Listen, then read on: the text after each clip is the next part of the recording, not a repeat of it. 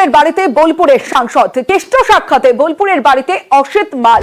বোলপুরের তৃণমূল সাংসদ অসিত মাল। আরো একবার আপনাদের জানিয়ে রাখি, যে ছবি আপনারা দেখলেন, দুই বিধায়ক আসলেন তবুও কেষ্টর দেখা পেলেন না। অন্যদিকে অনুব্রতর বাড়িতে বোলপুরের বিধায়ক সাংসদ অসিত মাল, কেষ্ট সাক্ষাতে বোলপুরের বাড়িতে অসিত মাল।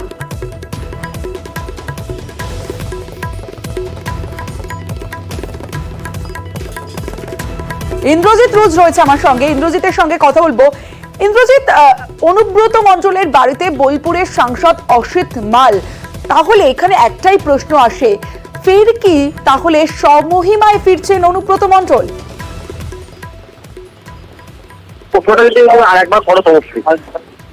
ইন্দ্রজিৎ, এখানেই প্রশ্ন আসে, ফের কি স্বমহিমায় ফিরতে চলেছেন অনুব্রত মণ্ডল বা কোনো ইঙ্গিত পাওয়া যাচ্ছে? একদমই যেটা বলে রাখবো, স্বমহিমায় অনুব্রত মণ্ডল ফিরতে চলেছেন সেটা সকালেই বোঝা গেছিল। কারণ বীরভূমে তৃণমূল কংগ্রেসের যে কর্মী সমর্থকরা তারা যেভাবে অনুব্রত মণ্ডলকে স্বাগত জানিয়েছে তারপর থেকে, কিন্তু তারপরে দেখা গেছে আজকে সকালে যেমন একজন মন্ত্রী একজন বিধায়ক তাদেরকে কিন্তু অনুব্রত বাড়িতে ঢুকতে দেওয়া হয়নি। অন্যদিকে বিকাল বেলায় সাংসদ আরো বেশ কিছু বিধায়ক তারা এসেছিল, যদিও তারা বাড়ির ভেতর ঢুকেছিল এবং অনুব্রত মণ্ডলের সঙ্গে তারা যেটা জানিয়েছেন তাদের সঙ্গে ফোনে কথা হয়েছে, কিন্তু এই মুহূর্তে তারা একটু শরীর অসুস্থ হয়েছে। অনুব্রত মণ্ডলের শরীর অসুস্থ রয়েছে, তাই তিনি এই মুহূর্তে দেখা করতে পারছেন না। কালকে দুপুরের পরে তাদেরকে আসতে বলেছেন এবং তখনই দেখা করবেন এমনটাই কিন্তু জানিয়েছেন।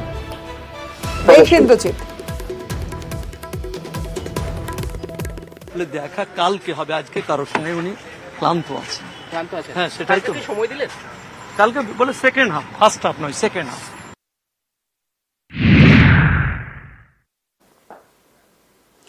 জেলা থেকে সরাসরিতে এবার একটা ছবি দেখাই আপনাদের, দেখুন এটা একটা বিক্ষোভের ছবি। তবে এই বিক্ষোভ কেন? কারণ তোলাবাজির টাকা ফেরত দিচ্ছিলেন পঞ্চায়েত প্রধান। তবে কাদের?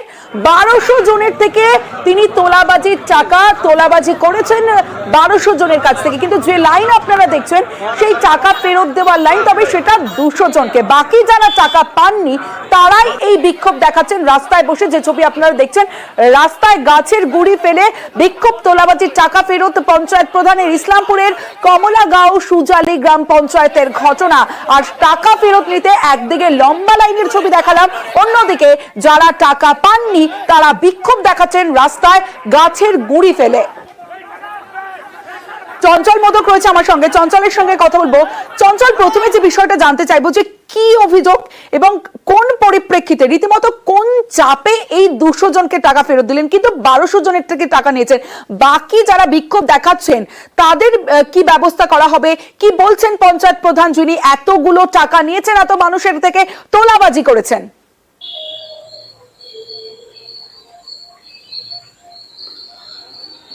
দেখো তমশ্রী, তোমাকে জানিয়ে রাখি যে 2022 সালের যে প্রধানমন্ত্রী আবাস যোজনা প্রকল্প, সেই প্রধানমন্ত্রী আবাস যোজনা প্রকল্পের মাধ্যমে বাড়ি পাইয়ে দেওয়ার নাম করে কমলাগাঁও সুজালি গ্রাম পঞ্চায়েতে প্রায় 1200 প্রাপকের কাছ থেকে প্রায় 10,500 টাকা করে তোলাবাজি করেছেন প্রধান এবং প্রধানের যে স্বামী প্রাক্তন অঞ্চল সভাপতি আব্দুল হক। এই ঘটনায় কিন্তু রীতিমতো একটা চাঞ্চল্য ছড়িয়ে পড়েছে। কারণ যে তোলাবাজি করা হয়েছে যার নাম করে, যেটা আবাস যোজনা প্রকল্পের বাড়ির নাম করে, কিন্তু আবাস যোজনা প্রকল্পের বাড়ি যখন যারা প্রাপক রয়েছে তারা কিন্তু না পেয়ে তারপরে কিন্তু ক্ষোভে ফেটে পড়েন। এর আগেও কিন্তু একাধিক অভিযোগ করেছেন, এমনকি থানাও অভিযোগ হয়েছে অঞ্চল সভাপতি, প্রাক্তন অঞ্চল সভাপতির বিরুদ্ধে এবং তার যে স্ত্রী রয়েছে, যে প্রধান বর্তমানে নুরি বেগম, তার বিরুদ্ধে। এরপরে কিন্তু গত সেপ্টেম্বর মাসে যদি দেখা যায়, সেপ্টেম্বর মাসের 7 তারিখে কিন্তু এই প্রধান যিনি রয়েছেন কমলাগাঁও সুজালি গ্রাম পঞ্চায়েতে, প্রধানকে কিন্তু দল থেকে বহিষ্কার করে তৃণমূলের যে ব্লক সভাপতি রয়েছেন জাকির হোসেন।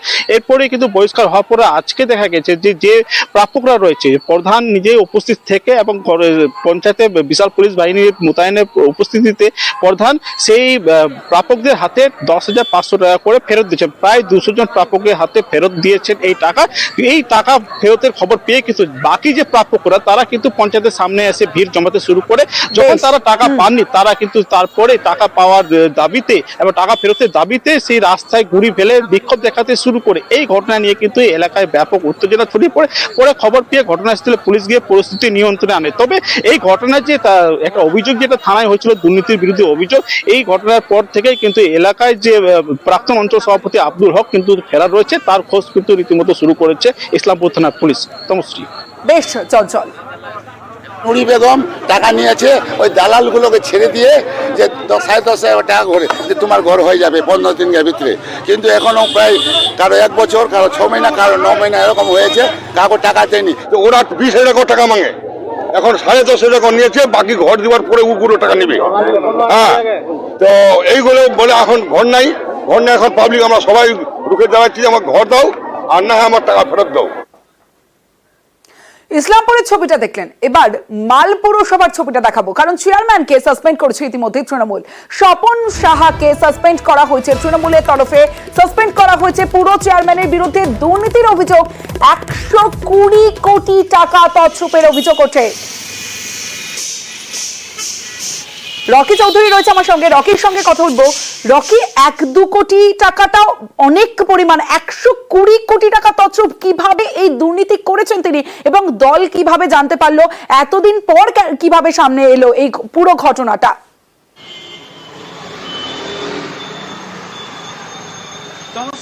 মাল পৌরসভার যে চেয়ারম্যান স্বপন সাহা, তার বিরুদ্ধে 120 কোটি টাকা সরকারি প্রকল্পের টাকা তছরূপের অভিযোগ, এবং যার ফলে কিন্তু জলপাইগুড়ি জেলা তৃণমূলের তরফ থেকে তাকে অনির্দিষ্টকালের জন্য পৌরসভা এলাকায় সরকারি প্রকল্পগুলি হচ্ছিল জল প্রকল্প, আবাস যোজনা প্রকল্প এবং ধূপগুড়ি মালবাজার পৌরসভা সৌন্দর্যায়নের জন্য যে সকল প্রকল্প হয়েছে সেই সকল টাকা কিন্তু সমস্তটাই আত্মসাৎ করেছে স্বপন শাহ, এমনটা কিন্তু অভিযোগ উঠেছিল।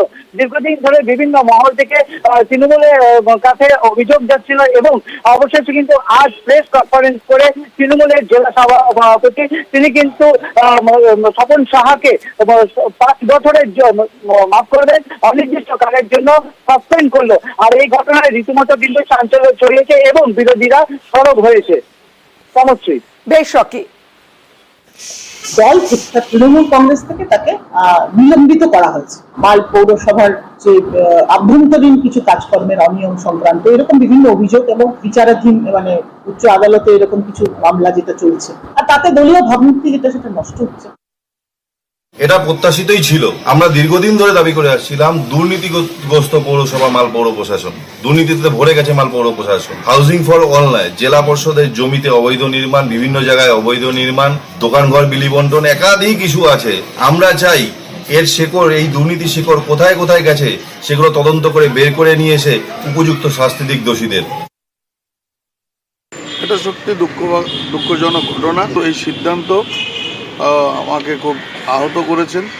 একজন বিজেপির কমপ্লেনার, সে বিজেপির ল সেলের লোক, তার কমপ্লেনের ভিত্তিতে যদি একজন দলীয় অনুগত সৈনিককে সরে যেতে হয়, এটা সবচেয়ে বড় দুঃখজনক, সম্পূর্ণই ভিত্তিহীন এবং এটা সর্বই মিথ্যা।